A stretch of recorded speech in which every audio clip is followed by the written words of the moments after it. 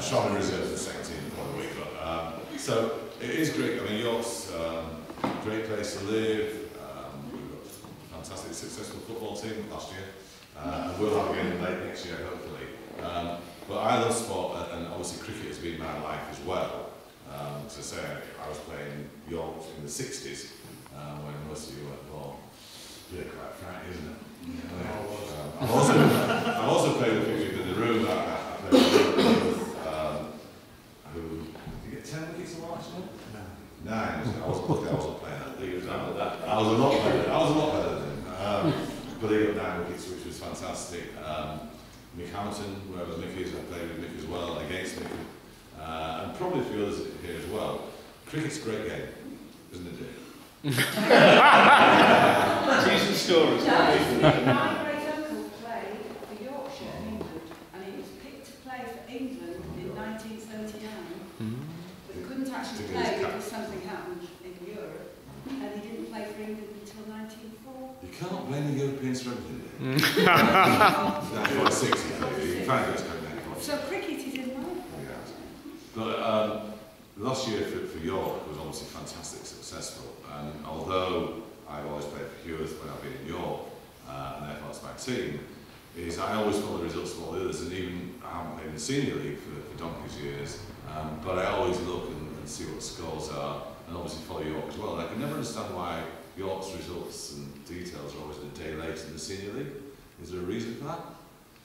They just don't seem to put as much coverage into it, which is a great shame, because you have been fantastically successful, and also therefore make York a good place to be successful as well. Cricket is, to me, the best game of all the sports that I've played in my life. I wasn't that good at it, but I enjoyed it because the camaraderie is superb.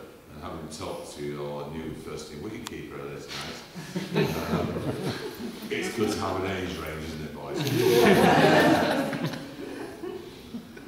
Well, Nigel's been a wicketkeeper for many years, but he's retired from being first team, but he's back again apparently. Coerced. So just in case you guys didn't realise, you've got a new first team wicketkeeper.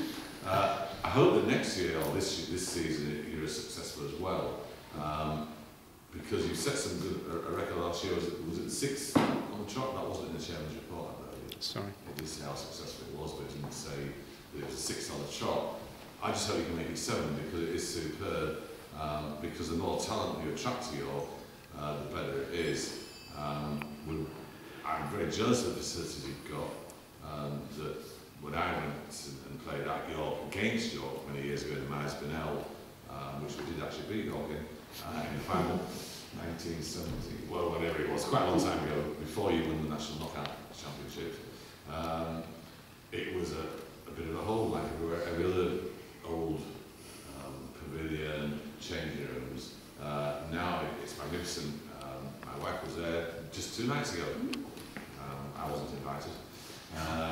And to have those facilities is great because that encourages people to play sports. And I know that Clifton Park has lots of different sports there. It's not just cricket, but actually you have fantastic facilities, and that will encourage more and more people to play sport. So that's a bit about cricket. So fantastic, well done last year. I hope this year's successful. I hope, have we got a national knockout this year, first round? Okay. And 1 game at a time. Where's the final? County ground at Derby again. County ground at Derby. The Deputy Lord Mayor, as he will be by then, would love to come with you if you get a chance. Oh, that's it. So it is. Because I think it's great. I was saying earlier to the chairman is that throughout this year, because I'm the 3rd Lord Mayor that has connection with cricket over the years. So this year, and within about 10 seconds of it being announced I was going to be Lord Mayor, Albert Patterson from the Senior League was on saying, every time there's been something to do with Lord Mayors of cricket, we've always been invited, Keith. So they've been. York District Vale League, which I ended up playing, you start in certain leagues and you get better, and as you get a bit older, you tend to wander down and keep playing, so I played in the Vale League for a good few years as well. They're coming next week, because some of you, the younger guys won't know, but Guy Mitchell, Guy Mitchell's in Loughborough cricket, so he's coming next week. It was supposed to be a surprise, but he's apparently very well now, so he's coming as well. So the previous two Lord Mayors were Jack Wood, who was president of Heworth, and the previous one was Nick Kayser, which is why we were trying to wait for him to arrive. Clive Kay, but actually he was at Heworth first. So actually there were 3 Lord Mayors from Heworth and a bit of one from York. So it's great because this building is just York's biggest council house. We're not hardly any bedrooms, so you know it's not a good place to live. But it is for the residents of York. This is your house. I get a chance to live here for 1 year, and actually we do live here. You don't have to, and I live up there in the roof space. And it's really good. It's extremely noisy during the week and at weekends, but it's a great privilege. And I think from the civic party's point of view, which is Lady Mayor's Sheriff and Sheriff's Lady, it's great to welcome people here to say it's not for posh dinners or anything else, although it is available for hire. It's about people of York and Kenya.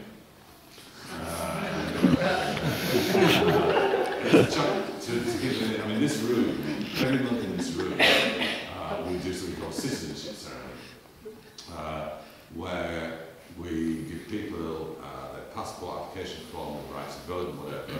And it's people who come to York who want to live in York and become UK citizens. Now, about 5 years ago, there were about 10 people a month. Now it's about 30 people. So, and once here, we actually had 21 different nationalities came to this room for their first taste of Mansion House.